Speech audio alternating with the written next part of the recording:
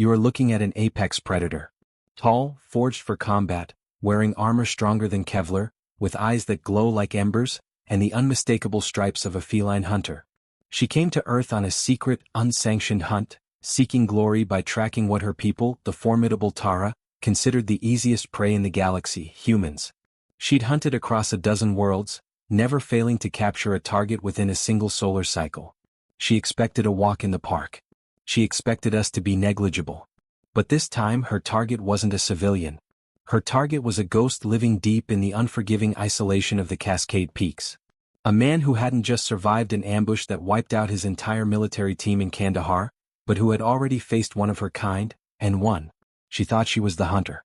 She thought she was in control. But from the moment she landed, she was nothing more than a pawn in a 2-year-long brilliantly executed trap.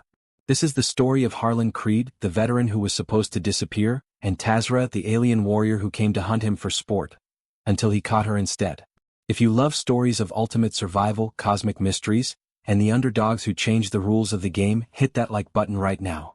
Share this with your friends and ring that notification bell because this is a story that needs to reach everyone. We dive into the wilderness, where a lone human is about to prove that humanity is anything but primitive. Before we jump in, tell me in the comments, from which part of the world are you watching this story? Your engagement helps this channel grow and lets me know what kind of stories you want next. Let's show the algorithms what a great story looks like. The pre-dawn cold was unforgiving. It was October in the Cascade Peaks, meaning the first heavy snows were just around the corner. But it wasn't the temperature that made Harlan Creed's breath plume in sharp, visible bursts. It was the certainty of what was coming. For 3 straight days, he'd felt that familiar, chilling tightness between his shoulder blades, the gut feeling that had kept him alive through 2 grueling military tours and the one catastrophic mission that cost him everything. Harlan's hands, calloused and quick, moved through the darkness, checking the perimeter of his remote cabin. This wasn't just a home, it was a fortress built out of necessity and paranoia. He checked each sensor node, his modified motion detectors. They hummed faintly, salvaged alien components wired into his own sophisticated early warning system. His cabin was nestled in a small, natural depression, surrounded by a dense, intimidating pine forest. It was only accessible by a narrow game trail that Harlan had spent 2 years mastering. He could navigate it blindfolded. It was remote, easily defensible, and he controlled every line of sight. To any military satellite or casual scan from above, this entire area looked like nothing more than untouched, pristine wilderness. But Harlan knew better than to trust appearances. As the sky began to lighten, he retreated inside, securing the reinforced door. The interior was Spartan. A bunk, a wood stove, and shelves packed with essential supplies, equipment, and weapons. Above the door, his hunting rifle was conventional enough. But everything else spoke of a war that wasn't supposed to exist. The modified electromagnetic pulse device on his workbench and the massive capture net. That net, its alien components spread across half the cabin floor, was the culmination of 8 months of obsessive, single-minded engineering. Harlan had been preparing for this day since he found the body of the first hunter, Scar, 2 winters ago. Scar, a warrior of the Tara species, had come during a violent blizzard, believing the weather would cloak his approach. Instead, the arrogant alien stumbled into Harlan's trap line while pursuing a group of unsuspecting hikers. The confrontation was short and brutal, a desperate brawl in the snow. Harlan only won through sheer desperation and a massive stroke of luck, leveraging the brutal environment and Scar's overwhelming overconfidence against him. He drove the alien toward a steep cliff edge and watched him fall. For a week after, before the spring thaw could wash away the evidence, Harlan risked everything to haul back pieces of Scar's advanced technology. That scavenged equipment became Harlan's university. It taught him everything he needed to know about the Tara, the hunters. They used energy weapons that relied on predictable frequency patterns. Their advanced armor was incredibly strong, but it always had vulnerable points at the joints. Crucially, their sensors could be successfully fooled by specific mineral compounds found in the local Cascade rock. And most importantly, Harlan learned that they hunted alone, driven not by tactical sense or teamwork, but by personal pride and the desire for singular glory. He poured a cup of coffee and stood by the window, his eyes fixed on the tree line. The crude scanners he'd painstakingly built from Scar's remains were not fancy, but they were sensitive enough to detect a Tara energy signature entering the atmosphere. He'd set the detection range to a generous 50 meters. The alarm chirped. Harlan carefully set the coffee down, the sudden adrenaline rush sharpening his senses instantly. The small display confirmed it. A signature was dropping fast, landing about 40 miles northwest of his position. Definitely a ship. He glanced at his watch. 28 minutes to gear up and move. There was no hesitation. Harlan pulled on his tactical vest, checking each pocket with practiced, efficient touch. Knife, multi-tool, emergency beacon, modified frequency jammer, climbing rope, first aid kit. He grabbed his hunting rifle, chambering a round out of sheer habit. Then he headed for the hidden cache, a secure location 300 yards north of the cabin. The cache was inside a massive hollowed-out pine tree, which had been struck by lightning years ago. Wrapped tightly in waterproof tarps was the real arsenal, the fruit of 2 years of obsessive work. EMP grenades built using SCAR's own power cells, specialized climbing gear, and the massive capture net, which was now folded and attached to a deployment mechanism he had adapted from an old bear trap design. The final touch, pieces of SCAR's protective gear, meticulously reshaped to fit human proportions. Harlan suited up in seconds, fastening the alien chest plate and arm guards. The material was astonishing, lighter than Earth-standard Kevlar, yet demonstrably stronger. He left the Tara helmet behind. He needed his hearing unimpaired and his peripheral vision wide open. He moved into the forest, a man reborn. He moved like water, making virtually no sound, leaving the minimal trace behind. This was the training that had been beaten into him years ago, before everything went tragically wrong in Kandahar. Before his team had walked straight into a devastating ambush. Before he became the only person to ever walk back out. He mentally shook the painful memory aside. Focus. His pre-planned position 1 was a large granite outcropping. It offered him excellent sight lines and, more importantly, 3 separate escape routes. Harlan settled deep into a crevice and waited, his rifle across his knees. His breathing was slow and precisely measured. The sun climbed steadily higher. Then the profound silence fell. The birds suddenly stopped singing. The gentle mountain wind seemed to just pause. Harlan's grip on the rifle tightened, only fractionally but enough. She was close. He could feel it the way a deer feels the approach of a mountain lion. It was an ancient, primal part of his brain, screaming a vital warning. Then a flicker of movement. It happened at the very edge of his vision, weaving between 2 massive pines perhaps 60 yards out. It was a shape that simply did not belong. Red and black stripes against the quiet green and brown of the forest. She was tall, powerful, and moved with a liquid, effortless grace. His trained eye immediately catalogued the threat. Incredible speed, raw strength, and clearly enhanced agility. The figure paused, her head tilting slightly. Harlan stayed absolutely, mortally still. From this distance, with the rock scattering the residual energy signature of her armor, he would look like nothing more than part of the natural landscape. She would have to rely on purely visual tracking, and he had carefully positioned himself deep within the broken, shifting shadows. She took 3 slow steps forward and he finally got his first clear look. The resemblance to a tiger was not just obvious, it was unmistakable. Not simply because of the bright red and black stripes covering her body and her minimal armored gear, but because of the way she moved, predatory, confident, utterly certain of her power. Feline ears, delicate and pointed, swiveled quickly on top of her head, tracking and triangulating sounds that Harlan simply couldn't hear. Her build was humanoid, but she was clearly Tara, taller than any human woman he had ever met, with a muscle definition that spoke of truly serious, engineered strength. She carried what looked like a devastating energy rifle across her back. Her eyes scanned the outcropping, searching and calculating. They were amber with vertical, predatory pupils. They were beautiful but entirely lethal. Tazra was hunting him and she looked absolutely certain she was going to win. Tazra remained stationary for only a moment longer, her amber eyes burning through the shadows. Harlan knew that stillness was a trick, a psychological weapon used by apex predators to intimidate or, in this case, to lull prey into a false sense of security. She had already assessed the terrain, the wind direction, and his location. The only thing she hadn't accounted for was the 2 years he'd spent anticipating her arrival. She finally moved, not walking but flowing. She circled the outcropping, deliberately keeping her distance, using the dense pine trees as cover. This wasn't a reckless charge. This was a calculated, cautious stalk. It confirmed what Harlan had learned from SCAR's technology. The Tara were immensely proud, but they were also systematic, never underestimating their prey enough to sacrifice tactical advantage. She had seen the evidence of what happened to SCAR, a cautionary tale she wouldn't repeat. Harlan waited, every muscle coiled. He let her circle twice. He knew the precise moment she would commit, when she believed she had him pinned and the terrain favored her explosive speed. He had placed a decoy, a thermal beacon that pulsed with a faint human heat signature, about 30 feet to his right, near the base of a particularly large fir. He'd hidden it under a thin layer of earth and pine needles, just enough to fool her sophisticated sensors into thinking he was slightly displaced. She stopped abruptly. Her hand went to the massive energy rifle on her back, but she didn't draw it. That, Harlan realized, was the final insult.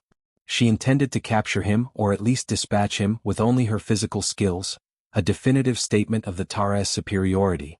She launched herself forward, a blur of red and black, covering the distance to the decoy in a horrifying fraction of a second. She didn't scream or roar, she was silent, lethal efficiency. Now, Harlan triggered the first countermeasure. It wasn't a weapon. It was a complex, multi-frequency sonic emitter he had jury-rigged inside the pine tree above him. The second Tazra landed on the beacon, the device activated, releasing a high-pitched, oscillating pulse. The effect was instantaneous. Tazra, whose senses were tuned to a frequency far more sensitive than humans, stumbled. The noise wasn't painful, but it was disorienting, disrupting her inner equilibrium, exactly where the Tara sensors were strongest. She immediately realized the decoy's heat signature was wrong.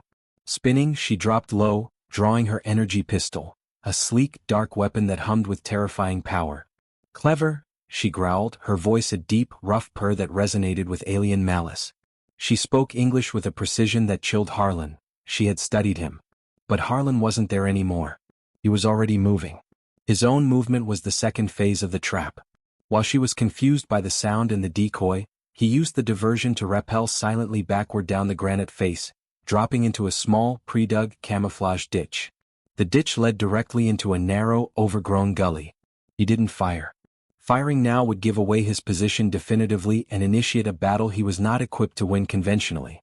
His goal wasn't to kill her, it was to capture her. Tazra located the empty crevice and slammed her pistol butt against the rock in frustration. She turned her head, scanning, her composure fractured for the first time. The human had vanished. But the ground in front of her was still vibrating, a barely perceptible tremor that Harlan had built into the landscape. Harlan's route led through a small section of his territory he called the minefield. He'd spent months planting thin, barely noticeable tripwires across the gully, each attached to small, strategically placed containers. She came after him, moving with shocking speed, leaping across the ground Harlan had to meticulously pick his way through. She was a living weapon, relentless, arrogant, and determined. She hit the first wire. It was connected to a cluster of small inert canisters that immediately sprayed a thick, chalky white powder into the air. The substance was harmless, but it immediately coated her reflective armor, disrupting the advanced camouflage system she'd been using and turning her into a glaringly visible white silhouette against the dark forest floor. Tazra roared, a sound of pure, unadulterated fury. She ripped the wire free and disintegrated the canisters with a single shot from her pistol, the blast tearing a hole in the earth, but the damage was done. She was now visible, angry, and most importantly focused entirely on the pursuit. Harlan scrambled onward, his heart hammering a brutal rhythm against his ribs. He knew the next mile was critical. It led to the final trap location, a small, natural clearing surrounded by 3 enormous, dead trees. He checked his wrist, Phase 3, the EMP device. He had to lead her directly into the clearing. Tazra was faster. He heard the crunch of her steps, closer than he expected. She wasn't holding anything back now. Her breathing was ragged, a clear sign of her rage and the physical toll of her unexpected exertion. Suddenly, a bright flash erupted behind him. Tazra had fired her pistol, not at him but at a massive boulder blocking the path ahead. The plasma bolt vaporized a section of the rock, sending fragments raining down and demonstrating the overwhelming power he was facing. It was a warning shot, a declaration that she was only toying with him. "Stop running," Tazra demanded, her voice amplified by her helmet's integrated speaker. "Face me, human. I am Tazra of the Tara. You will make this hunt memorable." Harlan didn't respond. He simply ran harder, using the last of his stamina to clear the final ridge and burst into the designated clearing. He slid to a halt, spinning immediately. The clearing was perfectly silent. The 3 dead trees formed a natural triangle, and the ground was a soft, yielding bed of moss and decaying leaves. The capture net was not visible. Tazra followed, vaulting the ridge with a powerful leap that ended in a perfect, aggressive stance in the middle of the clearing. She was breathing hard, her chest armor gleaming with the white powder. She raised her pistol. "Game over, Harlan Creed," she spat, using his full name. Harlan didn't raise his rifle. Instead, he reached into his vest, pulling out the small, flat, modified frequency jammer. He threw it at her feet. She looked down at the mundane, simple device, a stark contrast to her hyper-advanced technology. She paused for the briefest, most crucial moment. That was the fourth phase. While she was distracted, Harlan slammed his hand down on the hidden trigger mechanism. An immediate, powerful electromagnetic pulse, generated by Scar's own scavenged power cell, erupted from the jammer at her feet. The EMP didn't destroy her armor or her weapons, but it overloaded every active system. Her targeting computer, her environmental sensors, the amplifying circuit in her helmet, and the internal diagnostics of her pistol. Tazra staggered, a high-pitched whine emanating from her helmet. She was momentarily blind to her advanced sensors, deafened by the white noise, and her pistol went dead in her hand. Harlan had 2 seconds. He lunged back, triggering the net release.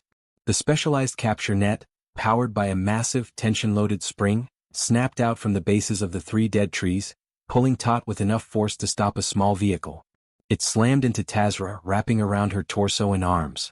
She fought with terrifying, explosive strength, but the net was engineered from materials impervious to her physical efforts. It bound her tight, the weight of the material crushing her into the soft earth. She was captured. But the fight was only just beginning. Tazra thrashed within the net, a powerful, furious spectacle of muscles and alien rage. Her armor creaked under the immense tension, but the material, which Harlan had harvested from Scar's suit, held firm. She tried to tear it, bite it, and burn it with the last faint, dying flicker of energy from her pistol. Nothing worked. Harlan didn't approach immediately. He maintained a tactical distance, his rifle trained on her center mass. Her armor was tough, but he knew the one vulnerable spot, the unarmored gap beneath her chin. "Stop," Harlan commanded, his voice level and steady, betraying none of the exhaustion that was flooding his body. "The net won't break. You'll just hurt yourself." Tazra glared up at him, her amber eyes blazing with incandescent hate. "You fight like a scavenger human, using tricks and cowardice. Release me so I may grant you an honorable death." "Honorable?" Harlan scoffed, stepping closer, careful to stay outside the maximum reach of her flailing limbs. "You came here to stalk and kill an unarmed veteran for sport. There's nothing honorable about that, Tazra of the Tara." He used her name deliberately, letting the sound of it sink in.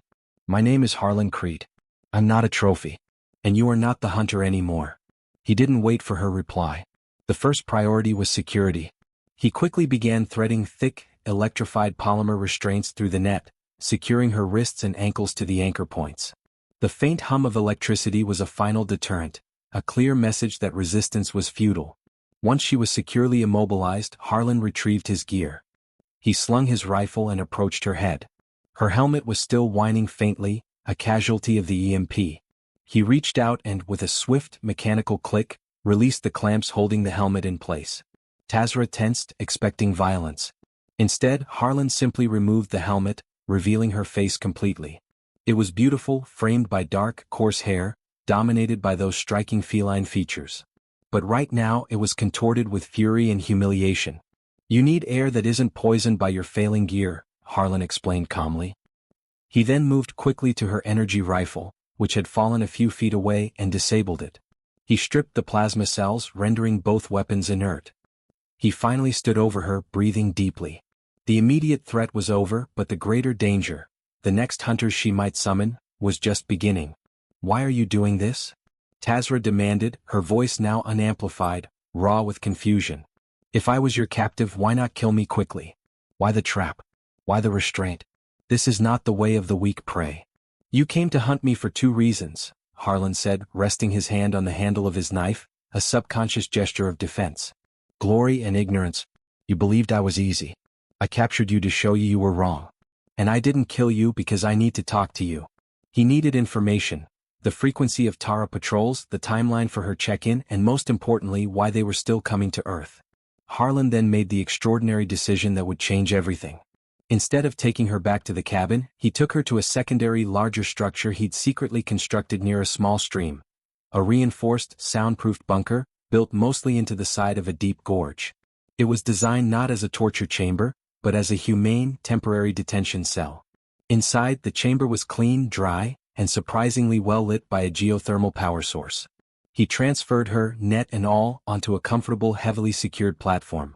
The net stayed on, but the restraints were secured to the platform, giving her a small measure of movement without allowing escape. He even provided a basin of fresh water. "This is temporary," Harlan stated, pouring a cup of water for himself. "I will not harm you. I will feed you and I will maintain your health. But I need answers about the Tara presence on Earth, and you need to understand that the human race is not your galactic hunting ground." Tazra watched him with an intensity that could burn through steel. A captive of a species she considered beneath contempt, being treated with a courtesy she would never afford her own prey. It was profoundly disorienting. "You show me mercy," she whispered, shaking her head. "A human showing a Tara mercy. You are a fool." "I am a veteran," Harlan corrected her, sitting down on a stool opposite her. "I have fought and survived wars based on lies. Your war against humanity is based on a lie, that we are primitive. You miscalculated the moment you landed." Over the next 2 days the dynamic began to shift. Harlan spent hours talking, not interrogating. He brought her clean clothes, loose, comfortable human garments, and even a high-protein ration pack, carefully prepared to mimic the texture of Tara nutrition he had deduced from Scar's remaining supplies. He told her about his life, the tragedy of his team, the systemic lies of his own government that had abandoned him, and the 2 years he'd spent in isolation, driven by the need to understand and counter the threat of the Tara. He showed her the complexity of human emotion, the capacity for hope, resilience, and calculated revenge. Tazra, for her part, slowly began to speak. She revealed the inner workings of the Tara society, their obsession with the hunt, the rigid caste system based on battle prowess, and the extreme shame associated with failure. She admitted that she was sent here not just for the sport, but to redeem her family name, which had been sullied when Scar, the previous hunter, had failed to return. "My people believe you are dangerous, yes," Tazra conceded on the second night. "But they also believe you are predictable. You use crude, energy-intensive weapons. You are short-lived. We classify you as a Category 5 target, dangerous only in large groups, but easy pickings when isolated." "And what category am I now?" Harlan asked quietly, gesturing to the net. Tazra hesitated. "You are an anomaly. You used my own technology against me. You understood my pride better than I did. You showed restraint. If you wanted me dead, I would be dead." She looked at him, her amber eyes searching his face. "Why did you truly spare me?" Harlan walked over to a small shelf and picked up a dog-eared photograph, the only personal item he kept out. It was a picture of his lost team, laughing in the desert sun, just hours before the ambush. "I didn't capture you to take a life, Tazra," he said, his voice dropping to a near whisper. "I captured you to save one. Yours and countless others. I know your people will send more. We can't fight them all. But if I can convince just one of you that the hunt is built on a lie, then maybe, just maybe, I can stop the flow of hunters before this becomes a true galactic war." He was appealing to her honor, the very code that had brought her here, but twisting it into a new context. The honor of truth and the defense of the weak. Tazra, the fearsome warrior, stared at the picture of the laughing, doomed humans, and for the first time she saw them not as targets but as individuals. The foundation of her entire world, the entire Tara philosophy, was beginning to crack. The third day began with a silence deeper than the mountain snow. The initial shock and fury were gone, replaced by a tense, fragile understanding. Tazra was no longer fighting the restraints, but her own deeply ingrained ideology. Harlan Creed was sitting opposite her, cleaning his rifle, not as a threat, but as a normal, domestic activity. He was treating his alien captive, a warrior who wanted him dead, as a conversational equal.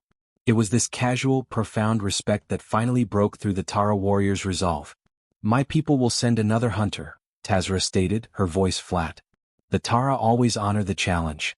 Since I failed to check in, they will assume I was killed by a rival human or perished in the wilderness. They will send a seeker, a tracker with enhanced sensory equipment, to verify my death and continue the hunt." "When?" Harlan asked, his cleaning rag pausing mid-stroke. "Within the next 5 standard rotations," she replied, translating the Tara time frame into human days, "about 10 days. My failure is a stain on my lineage. They will want it cleansed quickly." Harlan put his rifle down. 10 days. Not much time. He knew he couldn't survive another hunter, especially a specialist seeker, and he certainly couldn't protect Tazra while fighting one. "You said you didn't kill me to save a life," Tazra observed, her amber eyes locking onto his. You said you wanted to stop the flow of hunters. How do you propose to do that, human? The Tara Empire spans 3 spiral arms of the galaxy. Your little planet is nothing to them. You are my way out, Harlan said, the plan forming fully in his mind. You are not going to escape, Tazra. You are going to go home. And you are going to tell them the truth. He explained his theory. The Tara only hunted humans because of a massive, systemic error in their intelligence reports, perhaps engineered by a rival species or simply stemming from deep cultural arrogance. They viewed Earth as a reserve for primitive game. Tazra's return, alive with a complete, truthful report about humanity's cunning, resilience and capacity for advanced countermeasures, like the EMP and the net, would challenge the very foundation of their hunting culture. You were sent to redeem your family name, Harlan continued, leaning forward. This is your chance. Not by killing me but by changing their perspective. You can return not as a failed hunter, but as a warrior who brought back a vital, dangerous truth. Tazra remained silent for a long moment, processing the enormity of his proposal. It meant risking her life and her honor not in combat but in politics.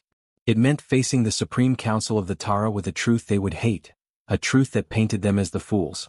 If I return without a trophy, I will be disgraced, she said finally. Or you will be a visionary, Harlan countered. If you try to lie, they'll know. Your armor records everything. They'll see the encounter, the EMP, the capture, the days we spent talking. But if you report it honestly, that you failed because the prey was far more dangerous than advertised, it's an undeniable truth. He stood up, walking toward the reinforced door. I am going to get your ship. Tazra was stunned. You would truly risk your life to retrieve my vessel? You're not leaving on foot, Harlan said simply. You're a high-profile hunter. Your ship has to be your ticket home. It's the only way they'll listen. Harlan spent the next 2 days preparing for the most dangerous journey of his life. Tazra, now fully cooperative, became his tactical advisor.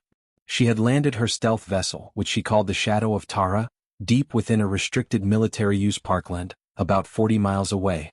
She gave Harlan the precise coordinates and the deactivation codes for the ship's remote security systems. You must watch for the local Earth animals, Tazra warned him, her voice concerned. Bears, cougars, they are persistent and foolish. The sheer absurdity of an alien warrior warning him about Earth wildlife was not lost on Harlan. I can handle the wildlife, he assured her. I'm more worried about your ship's self-defense matrix. It's set to ignore me, she explained. But anyone else approaching without the clearance codes will be vaporized. Use this. She directed him to a specific compartment on her captured armor, and Harlan retrieved a small metallic cylinder, a personal cipher key. It was the override for the ship's defenses, linked to her biological signature. My failure is profound, Harlan Creed, Tazra said as he prepared to leave. But your honor, your unconventionality, is more profound. I will not forget the man who treated his captive with respect. Harlan looked back at her. He had risked everything on this plan. His entire world was betting on the conscience of an alien hunter. Just survive the telling, he replied, repeating the simple, practical mantra he'd learned in the military. Make them listen. He armed himself with all his scavenged gear, his modified rifle and the key. He looked every inch the warrior he was. A soldier who had adapted alien technology and the unforgiving wilderness into his own personal weapon. As he sealed the bunker door and melted into the dense pines, he carried the hope of Earth's peace on his shoulders. 40 miles stood between him and the ship, and every step was a gamble that Tazra's change of heart was genuine. He was heading straight toward the last known trace of the Tara, knowing that if she was lying, he was walking into his own grave. But he knew, deep down, he had made the only choice that gave humanity a chance for a future without fear of the hunt. Harlan Creed returned 2 days later, utterly exhausted yet triumphant. The journey to the landing site of the Shadow of Tara was grueling, marked by dangerous climbs, near misses with the park rangers and a tense, complex interaction with the alien vessel's security system. He used Tazra's cipher key and the ship, a massive, streamlined wedge of dark metal, responded instantly, powering down its perimeter defenses. He spent the second day preparing it for remote flight. As he entered the bunker, he found Tazra waiting in silent anticipation. She watched him shed his layers of dirt and exhaustion, noting the grim determination in his eyes. It is ready, Harlan said, reaching for his communications console. I brought it back closer to the northern boundary of the peaks. No one saw it land. I need you to confirm the remote command sequence and final pre-flight diagnostics. Tazra, free from the net but still wearing the security cuffs, moved with him to the console. Working side by side, their collaboration was seamless, a strange and perfect merger of human ingenuity and alien technology. She walked him through the Tara ship's primary systems, explaining how the ship's internal chronometer and navigational computer would record every moment of her journey and her time on Earth. "They will know the entire story, Harlan," Tazra confirmed, a seriousness in her voice that had been absent before. "They will see my capture, the EMP, the conversations, and your decision to spare me. They will see that I did not return with a trophy, but with a truth that will challenge the foundations of our hunt. They will not take this well." Harlan didn't look away from the screen. "You need to survive the telling. That is your final mission. If you can convince them to stop sending hunters, then we both win." 2 nights later they stood outside the shadow of Tara. Harlan had guided the massive vessel to a small hidden alpine clearing. The ship's ramp lowered with a quiet, menacing hiss, and the air crackled with the ship's massive power core. Tazra was fully rearmored, having meticulously repaired her suit's minor EMP damage using Harlan's tools and Scar's spare components. She carried her weapons, and she looked every inch the fearsome warrior she had been upon arrival. But everything had changed. The arrogance was gone, replaced by a profound sense of purpose and a quiet gravity. "Thank you," she said, the human word feeling inadequate for the transformation he had wrought in her. "Survive the telling," Harlan replied, echoing his earlier sentiment, the words a shield he hoped she could carry. "Make them listen." Tazra moved toward the ramp, then paused, turning back to face him fully. The glow from her eyes was visible, not just as a predator but as a being with a choice. "If I return someday," she asked, the question hanging between them, raw and significant, "would you?" "I'll be here," Harlan finished the thought for her, standing firm in the center of the clearing, his own modified rifle slung across his back. "Waiting to see if you change their minds, or if I need to prepare for the next hunter." Tazra smiled, a genuine rare display of her feline teeth. "If you see another ship, Harlan Creed, it will be me and I will not be hunting." She entered the vessel and the ramp sealed behind her. Through the ship's viewport, Harlan saw her standing on the bridge, the silhouette of the warrior who came to capture him, watching him leave. She was the hunter who had been caught, and the captive who had been shown a different path, the path of honor outside of combat. As the ship climbed steadily toward the dark, cold vacuum of orbit, Tazra began composing her official report to the Tara High Council. Not the lie that would save her status, not the careful omission that would preserve her family name. The truth, complete and unfiltered, about humanity's unpredictable resilience and her people's dangerous, destructive assumptions. She knew she would pay a price for that truth, perhaps her career, perhaps her life, but as Harlan had taught her through his own example, some things were worth more than personal comfort.